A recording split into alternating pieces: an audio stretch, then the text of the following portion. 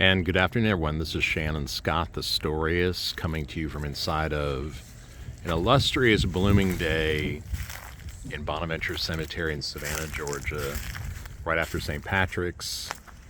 And usually that is the mark for azaleas, but for years now, with just, pole shifts and sun storms and everything else, we've gotten earlier blooming season, I should say, in February. And this year it was a perfect convergence of everything St. Patrick's and everything Bonaventure, and the wisteria is even out, so there's a fragrance to the place, because the azaleas, for those that don't know, they don't really have a scent. They're just pretty, the ultimate vanity shrub. But the wisteria here just smells like, the most beautiful woman in the world. Speaking of women, we've got the goddess statue by John Walls there in the background, the weeping angel by John Walls. And of course, he's buried not far from this plot, the sculptor that added so many monuments to this cemetery and others. But we're really here to talk about an author named Hervey. And for anybody that's followed me for any length of time, not that I expect you to follow my work, but in my mind, if you're familiar, I'll put it that way. If you're familiar with my work, you know that I love a novelist named Hervey. He was born in Austin, Texas in 1900, and he was buried out here in 1951 at 50 years of age, suffering with throat cancer, and they removed his larynx. And as a storyteller, that's maybe my greatest fear. Like, I'm not afraid of sharks, not afraid of lions, maybe Bigfoot, but in general, I don't want to ever lose my voice. And Hervey thankfully had his pen, and he took to paper, but they took out his larynx, and then when they put radiated pellets in his abdomen, that just really sent the guy over. So he lost, but he packed a lot in 50 years with 12 novels, and Black Mask magazine called him the greatest, one of the greatest, if not the greatest, pulp fiction writer of the 20th century. So, Black Mask magazine, for those that don't know, inspired the movie Pulp Fiction. A lot of fans don't know that, but a lot do too, I guess. So anyway, Hervey, who was buried out here next to his mother, Jane Davis Hervey, he lived in a penthouse suite of a hotel that was rather grand, called the DeSoto Hotel. And his family had owned extremely high-end traveler hotels in the 19th century, but like a lot of families, they know empires, they crash, and I don't think the family was particularly wealthy by the time he showed up in Savannah with his partner, Carlton, who was buried in Bonaventure as well with his mother. But the two men who were writing partners together, traveling the globe, and I think they were together 20 years, 25, but they were not buried together in Bonaventure for religion or politics or ergonomics or all of the above sometimes when it comes to cemeteries. But Midnight in the Garden of Evil was a record-shattering novel based in Savannah about a murder and a murder trial. But the author, John Berendt, before he ever wrote it, he was staying in a carriage house, slave quarters / carriage house apartment in Savannah that Hervey had lived in with Carlton, I believe, and Carlton Hildreth. And by the way, Carlton died in 1977. He was a typesetter at the Savannah Morning News and a beloved character around Savannah.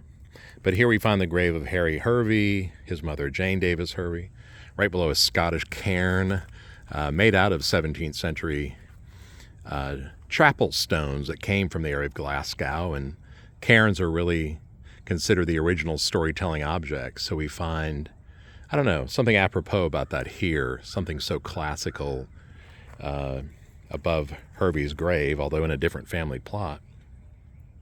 But Hervey scribed the following on his epitaph, and I believe this is a passage from another novel, but you'd almost think he'd written it while he was dying because there's such reflective words.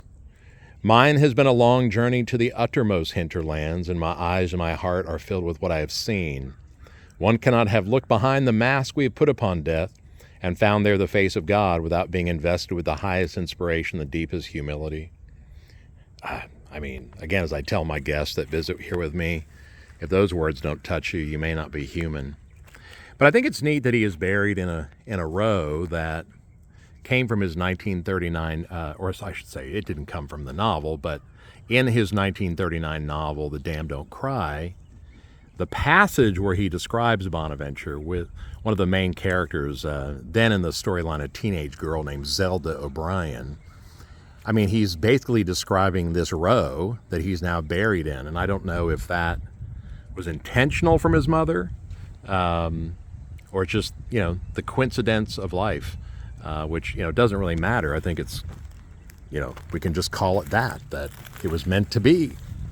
But every spring is my way of kind of keeping his vibration alive and Bonaventure, and also elevating my spirit and maybe the spirit of others at the same time. I always like to recite the passage every spring. It's just what I do.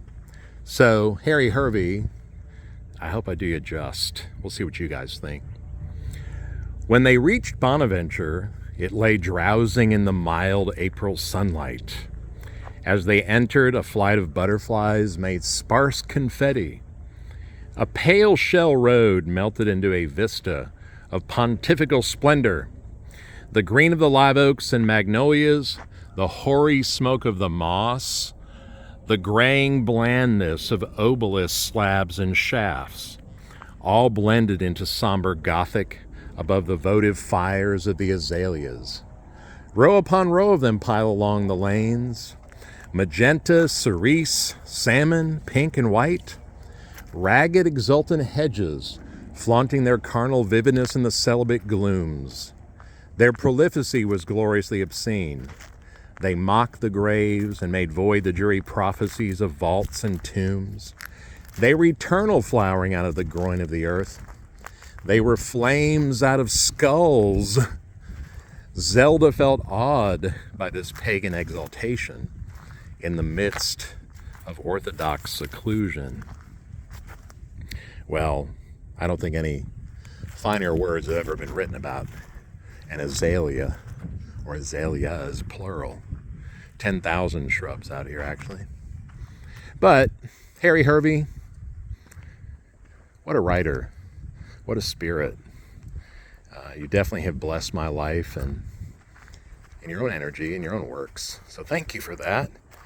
My life is richer for it. I think as are many others who have heard those words and may actually, if unfamiliar, go out and buy a copy of your novel, although many years late, but that's the way it goes.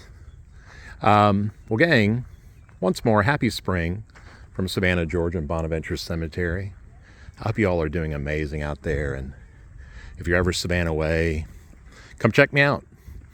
Just go to shannonscotttours.com or check out our nonprofit, cemeteryangels.org.